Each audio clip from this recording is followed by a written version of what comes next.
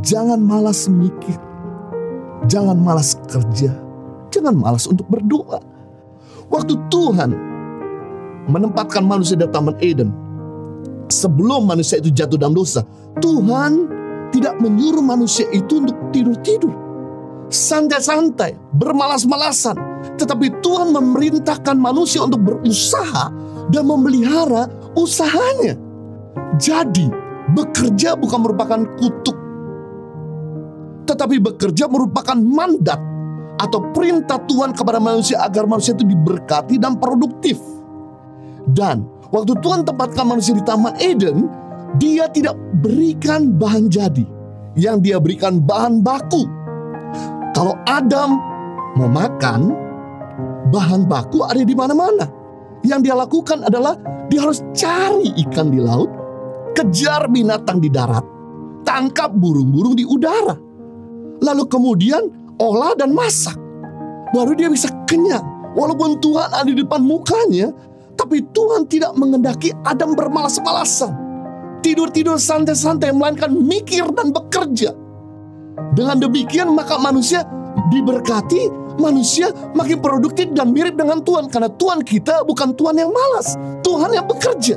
Ketika kita rajin berpikir, ketika kita rajin berdoa, ketika rajin bekerja, pasti ada jalan dan pemeliharaan Tuhan yang begitu dahsyat dalam kehidupan kita.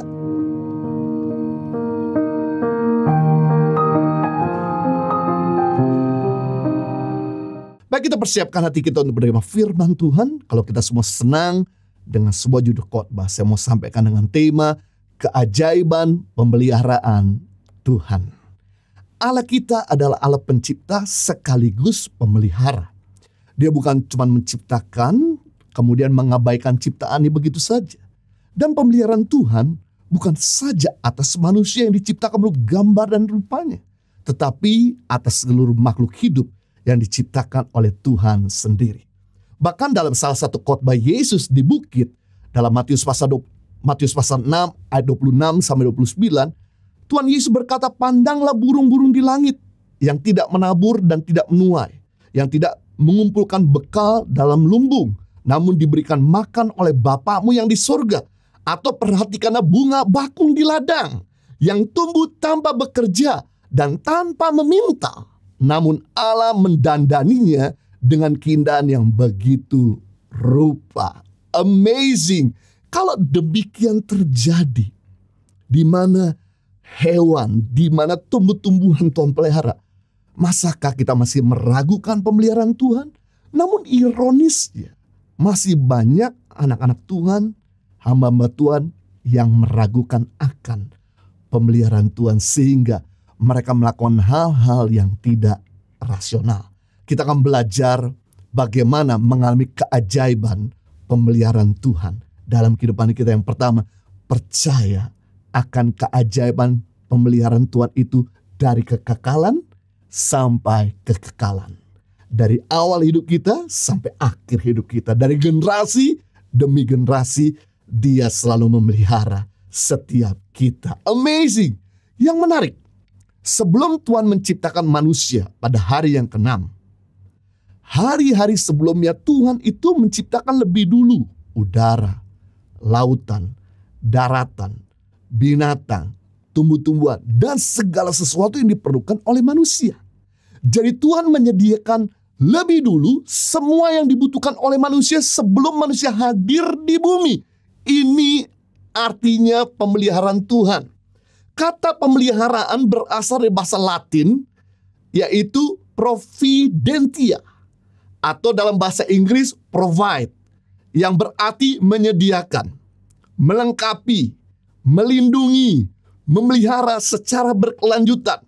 Jadi providentia artinya Allah terus bertindak secara berkesinambungan dalam menyediakan, melengkapi, melindungi, memelihara kebutuhan makhluk hidup sebagai ciptaannya. Luar biasa. Sama seperti kita punya binatang peliharaan. Ketika kita punya hewan peliharaan, maka kita nggak mungkin cuma kasih makanan 1-2 kali saja, tapi seterusnya, supaya binatang itu bisa panjang umurnya. Kita bukan cuma kasih tempat tinggal yang kondusif, tapi kalau sakit kita akan obati. Dan kalau sakit pun kita akan rawat sampai sembuh dan lain sebagainya. Jika kita sebagai manusia bisa memperhatikan hewan peliharaan kita dengan sangat baik, apalagi Bapa yang di surga pasti akan menyediakan, melengkapi, menjaga, memelihara secara berkelanjutan dari kekekalan sampai kekekalan dalam kehidupan kita. Dia adalah gembala yang baik. Yohanes pasal 10 ayat 11, firman Tuhan berkata, kata Yesus, akulah gembala yang baik. Gembala yang baik memberikan nyawanya bagi domba-dombanya. Bicara gembala yang baik adalah gembala yang selalu all out, yang memberikan segala-galanya, yang siap mati bagi domba-dombanya. Luar biasa, ini bedanya antara gembala sama koboi. Gembala itu berjalan di depan, sedangkan domba-dombanya di belakang. Begitu berhadapan dengan binatang buas, maka gembala lah yang menjadi perisai. Gembala yang mempertaruhkan nyawanya agar domba-dombanya diselamatkan. Beda sama koboi. Kalau koboi itu berjalan di belakang domba. Sehingga ketika datang binatang buas, maka koboi itu lari dan dombanya mati diterkam oleh binatang buas. Ada hal yang sangat tidak lazim sebetulnya, di mana gembala rela mati bagi domba-dombanya. Namun itulah yang Tuhan Yesus lakukan. Hal yang tidak lazim karena dia mengasihi kita. Dia memberikan nyawanya untuk kita. Kalau nyawanya saja dia berikan, apalagi pemeliharaannya, apalagi berkatnya, apalagi mujizatnya, apalagi kehadirannya, apalagi segala kebutuhan kita, dia sanggup untuk memberikan. Nah, Yohanes pasal 10 menjelaskan bahwa Yesus adalah gembala dan kita adalah domba-dombanya. Kenapa? Kita digambarkan sebagai domba, bukan digambarkan sebagai binatang yang lain yang lebih kuat seperti singa, kuda, gajah, harimau, dan lain sebagainya. Kenapa? Tuhan menyingkapkan kita sebagai domba. Hal ini menegaskan bahwa kita sebagai manusia yang penuh dengan kelemahan, ketidakberdayaan, mudah tersesat, dan selalu dalam keadaan yang berbahaya. Itu sebabnya kita perlu gembala yang baik, penjaga yang tidak pernah terlelap, penyedia yang setia, sehingga kehidupan kita bisa aman dalam pemeliharaannya. Bagian kita adalah jangan down, jangan panik apa yang sedang kita hadapi, melainkan kita tetap percaya, tetap bangun hubungan dengan gembala kita, dan tidak meragukan sedikit pun akan pemeliharaan yang tidak pernah gagal. Maka Tuhan akan melakukan bagiannya dalam kehidupan kita. Sebelum Adam ada di muka bumi, Tuhan sudah menyiapkan semua kebutuhan-kebutuhannya. Sama ketika bangsa Israel masuk ke padang gurun. Selama 40 tahun ada di padang gurun, Tuhan setia menyediakan roti dari surga setiap hari.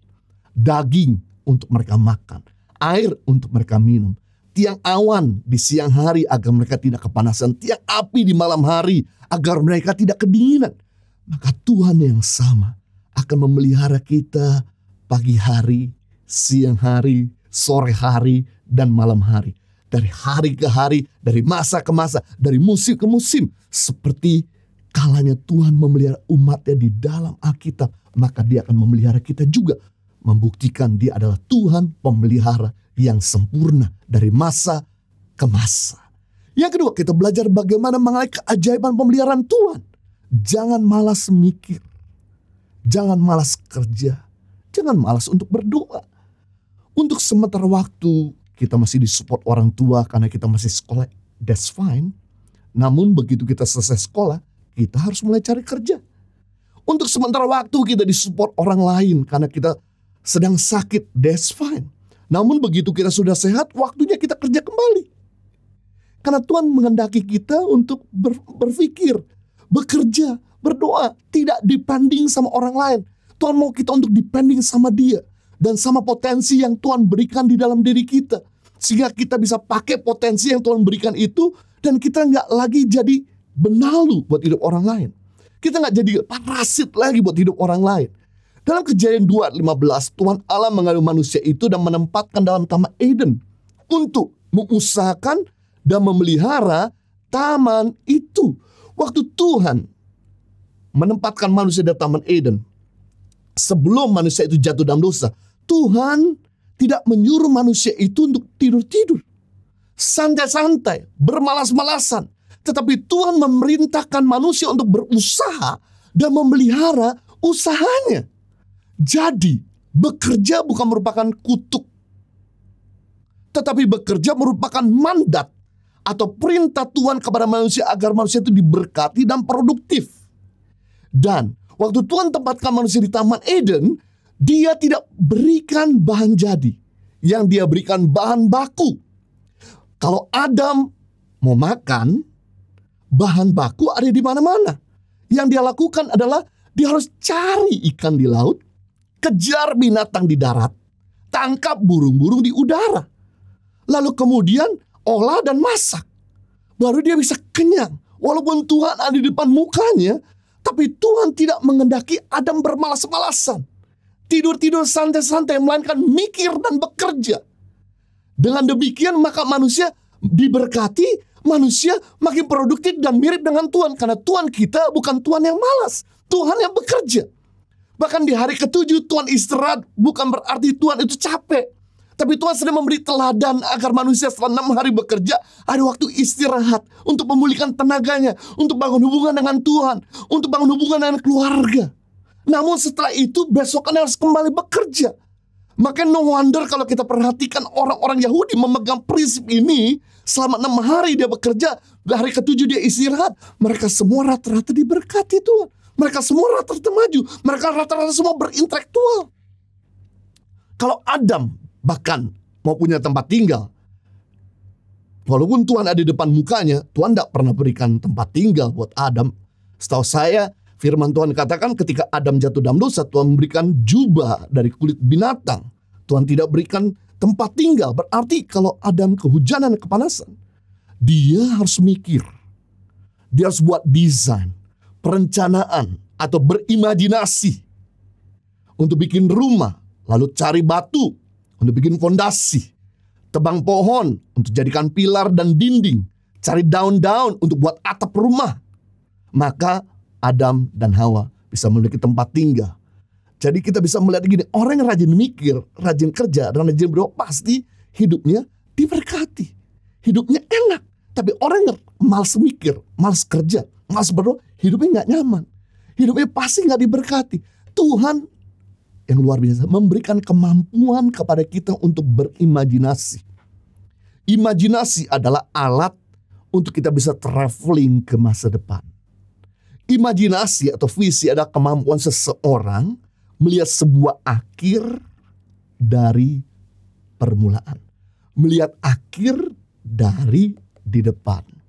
Nah, kita ini tidak akan pernah bisa menyusun puzzle dengan sangat baik kalau kita itu nggak pernah lihat gambar akhirnya dulu.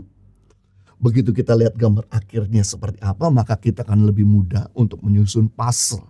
Walaupun puzzle itu banyak, walaupun puzzle itu kecil-kecil, walaupun puzzle itu complicated, ribet dan udah tercampur aduk, tapi karena kita udah tahu gambar akhirnya, maka kita akan susun dengan mudah.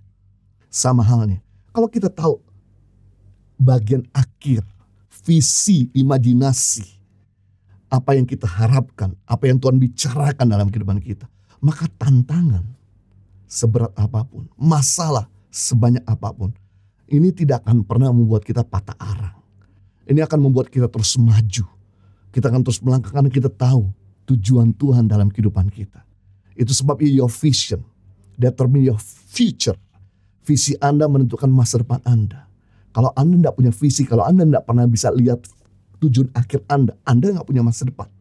Kalau Anda punya visi kecil, masa depan Anda kecil. Kalau Anda punya visi besar, masa depan Anda juga besar.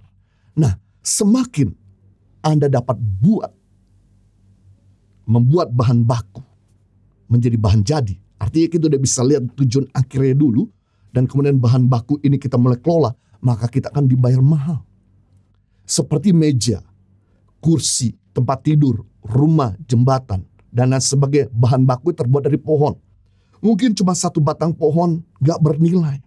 Tapi begitu jadi kursi, jadi meja, jadi tempat tidur, jadi jembatan, jadi rumah, jauh lebih bernilai daripada pohon itu sendiri. Semua barang yang ada di sekeliling kita saat ini, seperti makanan, AC, komputer, TV, lampu, mobil, pesawat terbang, kereta api, adalah hasil imajinasi seseorang yang kemudian mereka wujudkan. Mereka adalah orang-orang yang tidak malas mikir. Mereka adalah orang-orang terus mikir, dan kemudian bagaimana pemikiran itu menjadi terrealisasi. Pemikiran itu menjadi terwujud. Sehingga akhirnya orang-orang tersebut jadi dibayar mahal. Orang-orang tersebut diberkati luar biasa. Jadi, jika Anda saat ini gak punya kerjaan, ayo mikir ke depan. Kalau ini diteruskan, lama-lama kita akan terus jadi benalu, dan lama-lama kehidupan kita akan jadi beban terus. Yang kita perlakukan mulai bikin resume, bikin CV, rajin kirim ke perusahaan-perusahaan surat lamaran pekerjaan. Jangan sungkan-sungkan untuk tanya orang-orang yang kita kenal apakah ada lowongan kerjaan atau tidak. Ya. Perbaiki diri, upgrade diri. Apa yang menjadi potensimu, kembangkan itu semua. Kalau Anda masih belum dapat kerjaan juga, udah nge-apply sana sini, mulailah. Daripada kita membebani orang, mulai kita kerja dengan apa yang ada di tangan kita. Dengan bercocok tanamkah? Supaya kita bisa makan dan sebagainya. Dengan kita ngerjakan sesuatu, usaha kecil-kecilan, sehingga kita nggak lagi hidup ini selalu menyusahkan orang. Paling tidak ada sesuatu yang kita pikirkan, ada sesuatu yang kita kerjakan, dan kemudian kita doakan, pasti Tuhan akan memelihara kita, pasti Tuhan akan buka jalan. Jika Anda sedang bekerja, Anda sudah dapat pekerjaan, Anda sedang bekerja, bekerjalah lebih ekstra mal. Jangan diskonkan kerja keras untuk dapat keuntungan yang besar. Pikirkan bagaimana Anda bisa pecahkan target. Bagaimana Anda bisa menyelesaikan tugas-tugas sebelum deadline. Bagaimana Anda buat inovasi yang baru, yang menjawab kebutuhan bagi perusahaan dan orang lain. Bagaimana Anda jadi problem solver. Kenapa? Karena orang dibayar mahal bukan karena orang itu pintar menemukan masalah. Orang dibayar mahal karena orang itu pintar menyelesaikan masalah. Kenapa kita perlu datang ke dokter? Karena dokter bisa menyelesaikan masalah penyakit kita, bukan cuma mendiagnosa. Kalau dokter itu cuma pintar mendiagnosa tapi tidak bisa memberikan solusinya, kita akan cari orang yang dokter yang lebih baik lagi. Sama hal kenapa kita perlu datang ke notaris, karena notaris bisa menyelesaikan masalah pertanahan kita dan kita siap bayar berapapun biayanya. Sama kenapa kita perlu datang ke biro jasa, karena biro jasa bisa menyelesaikan dokumen kendaraan kita. Orang dibayar mahal bukan karena orang itu pintar menemukan masalah, tapi pintar menyelesaikan masalah. Jadilah orang yang mikirkan bagaimana masalah ini bisa diselesaikan. Bukan cuma ditumpuk akhirnya jadi masalah yang lebih besar lagi. Itu bukan tipe daripada anak-anak Tuhan. Ketika kita rajin berpikir, ketika kita rajin berdoa, ketika rajin bekerja, pasti ada jalan dan pemeliharaan Tuhan yang begitu dahsyat dalam kehidupan kita. Yang ketiga, bagaimana kita mengalami keajaiban pemeliharaan Tuhan. Jangan berhenti menabur kebaikan di masa yang sulit. Mazmur 126 ayat 5 dan 6. Ini ayat yang menarik sekali. Orang-orang yang menabur dan mencucurkan air mata akan menuai dengan sorak-sorai. Orang yang berjalan maju dengan menangis sambil menabur benih pasti pulang dengan sorak-sorai sambil membawa berkas-berkasnya. Amazing. Artinya begini, di tengah berduka masih bisa menghibur orang. Wah, ini orang yang menuai dengan bersorak-sorai. Di tengah-tengah kekurangan masih bisa bantu orang. Di tengah-tengah sakit masih bisa merawat orang. Di tengah-tengah pahit masih bisa mengampuni dan memberkati musuh-musuhnya. Di tengah-tengah masalah yang menjadi problem persoalan kehidupannya, dia masih bisa jadi problem solver bagi orang lain. Maka firman Tuhan akan digenapi. Maka kita akan menuai dengan sorak-sorai dan pasti pulang dengan sorak-sorai sambil membawa berkas-berkasnya. Artinya pulang membawa tuaian hasil yang berlimpah-limpah. Bukan cuma biasa saja, tapi overflow, berlimpah-limpah. Saya teringat dengan cerita janda di Sarfat. Saya akan bacakan firman Tuhan dalam 1 Raja-Raja 17 ayat 10-16. Sesudah itu Elia bersiap setelah dapat pesan dari Tuhan untuk pergi ke Sarfat. Dan setelah ia sampai di pintu gerbang kota Sarfat, tampaklah di sana seorang janda sedang mengumpulkan kayu api. Ia berseru kepada perempuan itu, katanya, cobalah ambil bagiku sedikit air dalam kendi supaya aku minum. Ketika perempuan itu pergi mengambilnya, ia berseru lagi, cobalah ambil juga bagiku sepotong roti. Lalu perempuan itu menjawab, demi Tuhan Allahmu yang hidup, sesungguhnya tidak ada roti padaku sedikit pun, kecuali segenggam tepung dalam tempayan, sedikit minyak dalam buli-buli. Dan sekarang aku sedang mengumpulkan 2-3 potong kayu api, kemudian aku pulang dan mengolah bagiku dan bagi anakku. Dan setelah kami memakannya, kami akan mati. Tetapi Elia berkata kepadanya, jangan takut, pulanglah dan buatlah seperti yang kukatakan. Tetapi buatlah lebih dahulu sepotong roti bundar kecil daripadanya dan bawalah kepadaku. Kemudian barulah kau buat bagimu dan bagi anakmu. Sebab beginilah firman Tuhan Allah Israel, tepung dalam tempayan itu tidak akan habis, dan minyak dalam buli-buli itu pun tidak akan berkurang sampai Tuhan memberikan hujan di atas muka bumi. Lalu pergilah perempuan itu dan berbuat seperti yang dikatakan Elia. Maka perempuan itu dan dia beserta anak perempuan itu mendapatkan makanan beberapa waktu lamanya.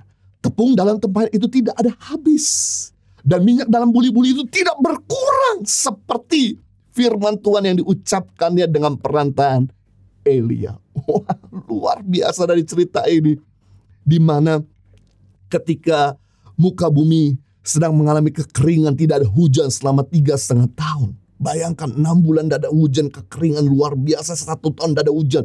Ini 3,5 tahun tidak ada hujan, maka sungai-sungai pun sampai kering. Lalu firman Tuhan datang kepada Elia untuk segera pergi ke daerah Sidon, ke kota Sarfat, untuk menemui seorang janda. Ternyata janda yang ditemuin bukan janda kaya raya yang punya banyak harta, tapi janda yang miskin, yang punya anak sedang sakit, yang sedang mencari 2 atau 3 potong kayu bakar untuk membuat makanan terakhir kalinya. Kemudian mereka menunggu untuk mati, karena gak ada makanan lagi. Saat Elia ketemu dengan janda ini, Elia meminta minum. Janda ini memberikan dengan sukacita, walaupun lagi kering-kering dan susah-susahnya air. Lalu Elia minta dibuatkan roti. Janda ini berkata, aku ini cuma punya 1 anak laki-laki yang sedang sakit keras, segenggam tepung, sedikit minyak dalam buli-buli, sedikit air dalam kendi, 2-3 potong kayu yang berhasil aku kumpulkan untuk aku bisa masak dan setelah itu aku mati. Namun karena engkau memintanya, janda ini tidak mikir panjang. Janda ini memberikan, mempersembahkan, dia tabur semuanya ini untuk Elia. Maka yang terjadi di tengah kesesakan, di tengah kekurangan, janda ini memberikan dan menabur. Maka yang terjadi adalah minyak di dalam buli-buli tidak berkurang. Bahkan tepung di dalam tempat tempayan tidak pernah ada habis. Dan bonusnya, anak yang sedang sakit keras itu sempat tidak ada nafas. Anak itu hidup kembali. Wow, hal yang amazing, hal yang luar biasa. Di tengah-tengah hampir nyawamu melayang, dan dia punya makanan yang sedikit yang ada di tangannya. Dia rela untuk persembahkan kepada orang lain. Dan Tuhan tidak pernah berhutang. Kita sebagai anak Tuhan perlu belajar. Tidak boleh selfish, melainkan selfless di saat kesusahan. Jangan menyimpan, melainkan membagi di saat kekurangan. Tidak boleh hitung-hitungan, tapi naburlah sebisa mungkin kita lakukan. Maka kita akan melihat bahan baku yang kita miliki tidak akan pernah ada habisnya. Dan selalu Tuhan isi dan Tuhan cukupkan. Sehingga kita boleh mengalami pemeliharaan dan keajaiban dari Tuhan. Kalau janda di Sarfat bisa mengalami mujizat dan keajaiban Tuhan, Tuhan yang sama juga bisa melakukan mujizat dan karya yang besar dalam kehidupan kita. Jadi kita belajar hari ini bagaimana mengalami keajaiban pemeliharaan Tuhan. Yang pertama, percaya akan keajaiban. Pemeliharaan Tuhan selalu dari masa ke masa, dari kekekalan sampai kekekalan. Kalau Tuhan bisa memelihara janda di Sarfat, kalau Tuhan bisa memelihara Elia, kalau Tuhan bisa memelihara Adam, bangsa Israel, Tuhan yang sama juga memelihara kehidupan kita dan anak cucu kita. Yang kedua, jangan malas mikir, bekerja dan berdoa. Yang ketiga, jangan berhenti menabur kebaikan di masa yang sulit. Maka ketika kita menabur sambil mencucurkan air mata, kita akan menuai dengan sorak-sorai. Ketika kita berjalan maju sambil menangis menabur benih, maka kita akan bersorak-sorai dan pulang sambil membawa berkas-berkasnya. Saya berdoa biar Tuhan makin memberkati kita secara luar biasa di tengah-tengah masa yang sukar. Mari kita berdoa. Bapa di surga, terima kasih untuk firman-Mu yang telah menginspirasi dan menolong kami. Sehingga hari ini kami belajar bagaimana firman-Mu itu benar-benar menguatkan kami. Pemeliharaan-Mu itu sangat sempurna. Di mana sebelum Engkau menciptakan manusia, Engkau telah menyiapkan segala-galanya. Engkau adalah gembala yang baik, yang selalu menuntun kami dan memelihara kami. Itu sebabnya kami lakukan bagian kami dalam mempercayakan Tuhan. Ada pemelihara yang sejati, penjaga yang tidak pernah terlelap. Maka Engkau akan melakukan bagian-Mu. Ketika kami terus membangun hubungan, ketika kami dekat sama Tuhan, maka Tuhan selalu akan memprioritaskan yang terbaik dalam kehidupan kami. Itu sebabnya kami mau bersuka cita, kami tidak mau berkeluh kesah, kami mau bersyukur, dan kami tidak mau bersungut-sungut. Sebab ketika kami melakukan sebagai anak-Mu bagian kami, Engkau akan melakukan bagian-Mu. Kami belajar yang kedua, yaitu kami gak mau malas mikir, berimajinasi. Kemudian kami gak malas untuk mewujudkan. Kami juga malas berdoa. Sehingga ketika kami berdoa minta hikmat sama Tuhan, dan Tuhan memberikan pada kami imajinasi, visi. Tuhan memberikan pada kami pemikiran-pemikiran yang ke depan, yang memecahkan masalah-masalah yang sedang kami hadapi. Sehingga kami menjadi problem solver.